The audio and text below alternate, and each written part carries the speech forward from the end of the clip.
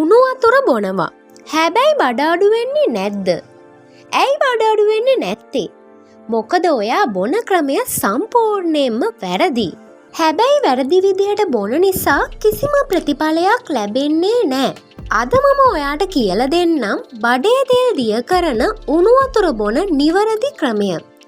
මේ විදිහට බොන්නකෝ දවස් 7න් වෙනසක් තේරෙයි. පළවෙනි දේ උෂ්ණත්වය. උගුර පිච්චෙන තරමට උණු වතුර බොන්න එපා. ඒකෙන් ශරීරයේ දහන ක්‍රියාවලියට හානි වෙනවා. නිවැරදි උෂ්ණත්වය අංශක 50 සිට 60 දක්වා.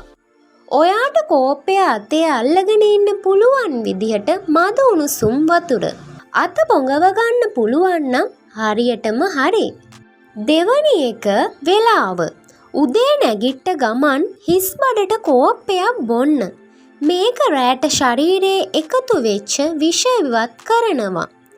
ඊට පස්සේ රෑ නිදිය ගන්න විනාඩි 30කට කලින් තව කෝප්පයක් බොන්න.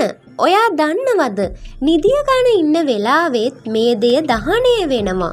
ඔයා කෑවට පස්සේ වහාම වතුර බොන්න එපා. ආහාර දිරවීම අවුල් වෙනවා.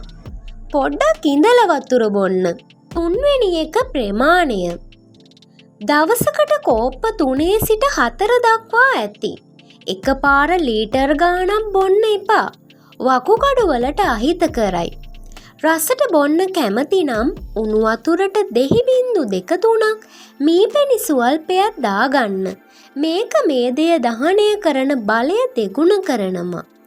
ඔයා සීනි කිරි නම් එකතු කරගන්නම එපා.